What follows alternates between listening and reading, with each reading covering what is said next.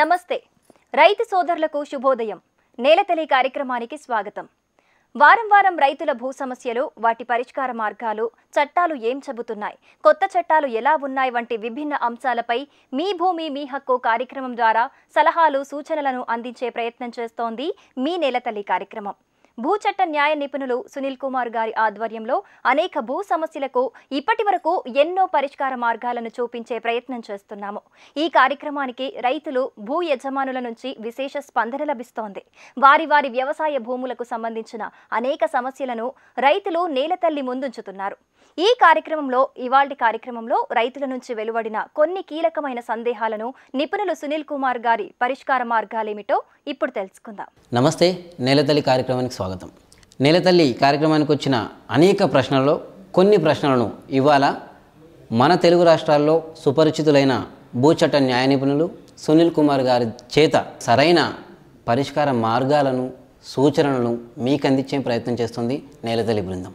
నమస్కారం సునీల్ గారు. నమస్కారం సార్. ముందుగా మనకి రాజన్న సిరిసిల్ల జిల్లా నుంచి ఒక ప్రశ్న ఉంది సార్. ఆయన పేరు రాయలేదు. మాది రాజన్న సిరిసిల్ల జిల్లా గంభీర్రావుపేట మండలం ముస్తఫానగర్ గ్రామం. 24 గుంటల భూమి. ఇది ప్రోబిటెడ్లో 2015లో పడింది. అంతకుముందు రిజిస్ట్రేషను, మ్యూటేషన్ కూడా అయ్యాయి. ధరణి వచ్చాక ఇవి ప్రోబిటెడ్లో పడ్డాయి అనే సమస్య తెలుపుతున్నారు.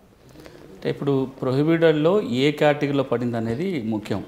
నిన్న మొన్నటిదాకా పట్టాలండి అని ఉన్న, నిన్న మొన్నటిదాకా రిజిస్ట్రేషన్ జరిగినా సరే 2007లో వచ్చింది నిషేధిత ఆస్తుల జాబితా అంటాం. దాన్నే ప్రొహిబిటెడ్ ప్రాపర్టీ లిస్ట్ అని, లేదా సెక్షన్ 22 అంటాం. ఓకే. ఏ భూములనైతే అమ్మకాలు, కొనుగోలు చేయకూడదో ఆ భూముల జాబితా అది. ఓకే. ఆ జాబితా ఉన్నా లేకపోయినా అమ్మకూడని భూములు అమ్మడానికి వీలు లేదు. కానీ అయినా కానీ అమ్మకాలు, కొనుగోలు జరుగుతున్నాయి, వాటిని ఆపాలనే ఉద్దేశంతో ఈ జాబితా తయారు చేసి రిజిస్ట్రేషన్ కార్యాలయాలకు పంపారు. మన ఇంట్లో 2 విషయాలు అర్థం చేసుకోవాలి. ఒక భూమి అమ్మకూడని భూమి అయి ఉన్నట్లయితే దాని మీద అమ్మకాలు, కొనుగోలు జరిగినా అది రిజిస్టర్డ్ కొనుగోలు అయినా చెల్లదు. అసైన్మెంట్ భూమి ఉంది, అమ్మకాలు, కొనుగోలు చేయకూడదు. అయినా ఆ భూమి ఏదో ఒక పద్ధతిలో రిజిస్ట్రేషన్ అయిపోయింది అనుకుందాం. రిజిస్టర్డ్ దస్తావేజ్ ఉన్నంత మాత్రాన అది పట్టా భూమి కింద మారిపోదు. నా దగ్గర రిజిస్టర్డ్ దస్తావేజ్ ఉంది కాబట్టి ఇక మీరు ప్రొహిబిటెడ్ లిస్టులో పెడతానికంటే కుదరదు. ఇది మొదటి అంశం మనం అర్థం చేసుకోవాల్సింది. రెండోది ఏంటంటే, ఈ నిషేధిత జాబితాలో కూడా ఒక 5 రకాల భూములు ఉంటాయి. ABCDE అని 5 కేటగిరీలలో పెడతారు. ఎవరైనా సరే వాళ్ళ భూమి నిషేధిత జాబితాలో ఉంది అంటే ఏ కేటగిరీలో ఉందో చూసుకోవాలి. ఓకే. అందులో ప్రభుత్వ భూములు అనే కేటగిరీలో ఉందా, అసైన్మెంట్ భూముల కింద ఉందా, ఎండోన్మెంట్ వక్ఫ్ భూముల జాబితాలో ఉందా, లేదా కోర్టు కేసులు అనే కేటగిరీలో ఉందా చూడాలి. వీళ్ళ భూమి కనుక ప్రభుత్వ భూమనో, అసైన్మెంట్ భూమనో నిషేధ జాబితాలో పెట్టి ఉంటే, ఇది పట్టా భూమి అని వాళ్ళకి ఆధారాలు ఉంటే జిల్లా కలెక్టర్కి దరఖాస్తు చేసుకోవాలి. ఒకవేళ ఎండోన్మెంట్ భూమి, వక్ఫ్ భూమి అని పడి ఉంటే కనుక ఎండోన్మెంట్ కమిషనర్, ఎండోన్మెంట్ ట్రిబ్యునల్కో, వక్ఫ్ ట్రిబ్యునల్కో వెళ్ళాలి. లేదా కేటగిరీ అని ఒకటి ఉంటుంది, అందులో కనుక పడితే రాష్ట్ర స్థాయిలో ఒక కమిటీ ఏర్పాటు చేశారు, వాళ్ళకి దరఖాస్తు చేసుకోవాలి. వీళ్ళు చూడాల్సింది ఎందుకు పడింది, పట్టా భూమి అనడానికి సాక్ష్యం ఉన్నట్లయితే దాన్ని తొలగించుకోవడానికి అవకాశం ఉంది. Okay sir. అండ్ మనకి ఇక్కడ ఇంకొక ప్రశ్న. ఆయన పేరు, ఊరు వివరాలు లేవు, కానీ డైరెక్ట్ ప్రశ్నను మాత్రం మనకు పంపించారు.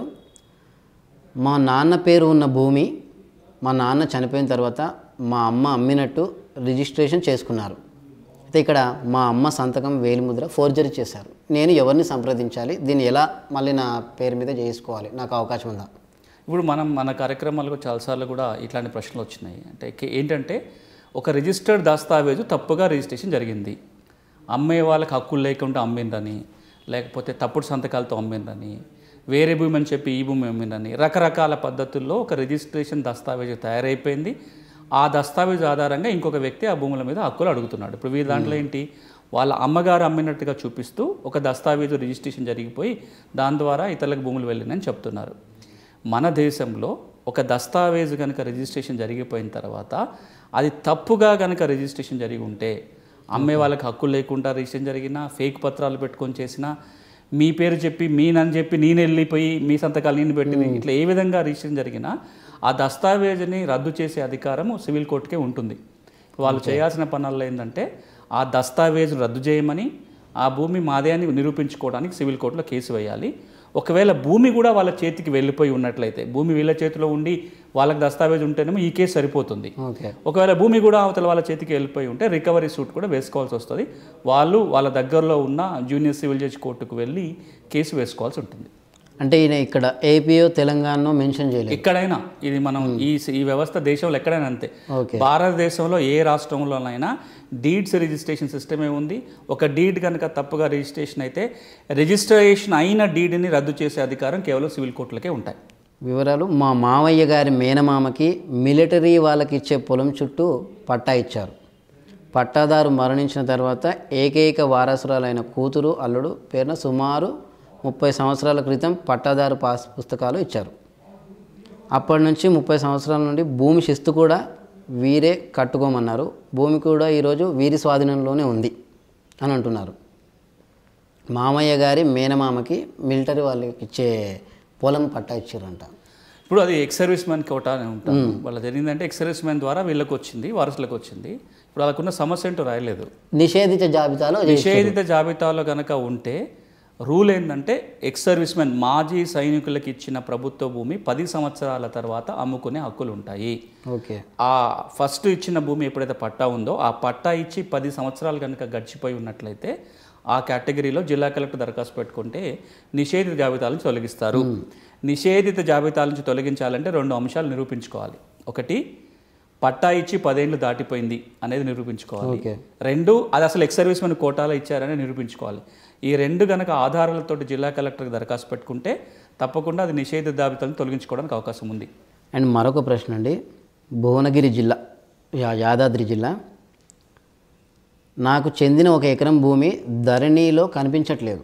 ధరణి పోర్టల్ ఏర్పడక ముందు ఉండేది కానీ ఇప్పుడు కనిపించలేదు. సంథింగ్ ఏదో నోషనల్ ఖాతాలో ఉన్న చాలా భూములు ప్రస్తుతం ధరణిలో కనిపించడం లేదు. దీనికి సొల్యూషన్ ఏంటి?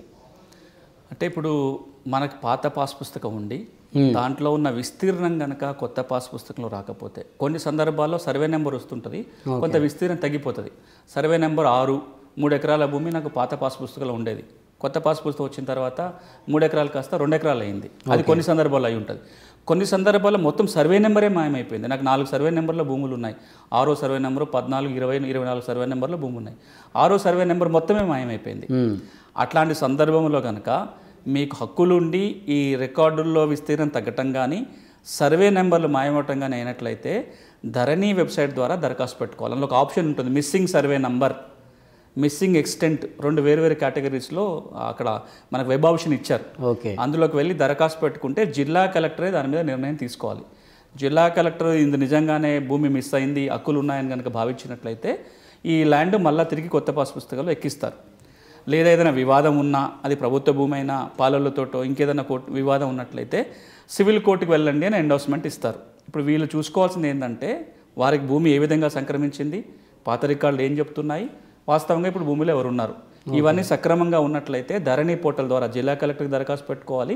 అక్కడి నుంచి పరిష్కారం కాకపోతే ఇది కూడా సివిల్ కోర్టుకు వెళ్లాల్సిందే. దీనికి సంబంధించి ఇంకొకరి సేమ్ ప్రశ్న అండి. అయితే ఇటువంటి వాటికి ఆప్షన్ ఉండట్లేదు అని మీ సేవలోకి వెళ్తే ఆప్షన్ లేదు అని అంటున్నారు. తెలంగాణలో ధరణితోటి ఒక పెద్ద సమస్య. ఆప్షన్స్ ఉన్నాయని ప్రభుత్వం చెప్తుంది. మనం ఈ రోజున ధరణి వెబ్సైట్ చేసి ఓపెన్ చేసి చూసుకుంటే కూడా ఒక 32 రకాల ఆప్షన్స్ ఉన్నాయి. అందులోకి వెళ్ళి దరఖాస్తు పెట్టుకోవాలి. కొన్ని సందర్భాల్లో క్లిక్ కొడితే ఎంటర్ చేసుకోవడానికి ముందుకు వెళ్ళట్లేదు. కొన్నిటికి ఆప్షన్స్ లేవు. కానీ మీరు అడిగిన దానికైతే ధరణిలో ఆప్షన్ కనబడుతుంటుంది. మిస్సింగ్ ఎక్స్టెంట్ కానీ మిస్సింగ్ సర్వే నెంబర్స్ కోసం కానీ ధరణిలో ఆప్షన్ ఉంది. ఇందులో ఏ ఆప్షన్ లేకపోయినా అదర్ ల్యాండ్ గ్రీవెన్స్ అని ఒక ఆప్షన్ ఉంటుంది. దాని ద్వారా దరఖాస్తు పెట్టుకోవచ్చు. కానీ కొన్ని సందర్భాలు ఏమవుతుందంటే అసలు ధరణిలోనే సర్వే నెంబర్ లేదు. మీరు ధరణిలో ఏం దరఖాస్తు పెట్టుకోవాలన్నా అది సర్వే నెంబర్ అడుగుతూ ఉంటుంది. కొన్నిసార్లు సర్వే నెంబర్ సెలెక్ట్ చేసుకోవాలంటే కూడా ఆప్షన్ లేదు. అట్లాంటి సందర్భాలలో ప్రభుత్వం ఏమన్నదంటే మీరు ధరణి ద్వారా దరఖాస్తు పెట్టుకోవచ్చు, నేరుగా ఈమెయిల్ ద్వారానో రాతపూర్వకంగా జిల్లా కలెక్టర్లకి దరఖాస్తు పెట్టుకున్నా వాటిని కలెక్టర్లు స్వీకరించాలి అని ప్రభుత్వం ఓరల్గా చెప్పింది. కానీ కొన్ని చోట్ల కలెక్టర్లు తీసుకుంటున్నారు, రాతపూర్వకంగా దరఖాస్తు ఇచ్చినా కలెక్టర్లు తీసుకుంటున్నారు, చేయగలిగిన చేస్తున్నారు, లేదా చేయలేమంటున్నారు, లేదా పెండింగ్లో పెట్టుకుంటున్నారు. కొన్ని చోట్ల ఏమంటున్నారంటే మేము ధరణి వచ్చినప్పటి నుంచి రాతపూర్వకంగా ఏ దరఖాస్తులు తీసుకోము, మీరు చెప్పేది ఏదన్నా మీ సేవకి వెళ్ళి అప్లైనా చేసుకోండి, ధరణి పోర్టల్ నుంచి పెట్టని అంటున్నారు. ఇది ఒక పెద్ద సమస్య. ఇట్లాంటప్పుడు ఇక తెలంగాణలో లీగల్గా మాట్లాడాల్సి వస్తే ధరణిలో కనుక ఆప్షన్ లేకపోతే రెవెన్యూ కోర్టులు ఎట్లాగూ లేవు కాబట్టి ఇవన్నీ సివిల్ కోర్టుకు వెళ్ళాల్సినవే. కానీ దురదృష్టం ఏంటంటే ఈ అన్ని సమస్యలకు కూడా సివిల్ కోర్టుకు వెళ్ళగలిగే ఆర్థిక స్తోమత ఉన్న వాళ్ళు చాలా తక్కువ మంది. మిమ్మల్ని అడుగుతున్న ప్రశ్నలంతా కూడా ఎవరో చిన్న సన్నకారు రైతులై ఉంటారు. ఇంతకుముందు ఎంఆర్ఓ దగ్గరకో, ఆర్డీఓ దగ్గరకో, కలెక్టర్ దగ్గరకో పిటిషన్ రాసుకొని పోయిన వాళ్ళు కలెక్టర్ని కూడా కలిసి అడగగలిగే అవకాశం ఉండేది. అదే నేను ఇప్పుడు సివిల్ కోర్టులో కేసు వేయాలంటే వకీళ్ళు పెట్టుకోవాలి, కోర్టు ఫీజులు కట్టాలి, ఆర్థిక స్తోమత లేక కోర్టులకు వెళ్ళలేని పరిస్థితి ఉన్న వాళ్ళు. మన కార్యక్రమం ద్వారా చాలాసార్లు చెప్పాం, ప్రభుత్వము ఇట్లాంటి సమస్యలు ఉన్న వ్యక్తులు ఎవరైతే ఉంటారో కోర్టులకు వెళ్ళమని చెప్పటం కాకుండా గ్రామ స్థాయిలోనే ఒక పరిష్కార వ్యవస్థ లేదా శాశ్వతంగా ఒక ట్రిబ్యునల్ కనుక జిల్లా స్థాయిలో చిన్న జిల్లాలో అయినాయి కాబట్టి అప్పుడు ఇట్లాంటివి తీరుతాయి. కానీ ఇప్పుడున్న దాంట్లో కోర్టుకే వెళ్ళాలి.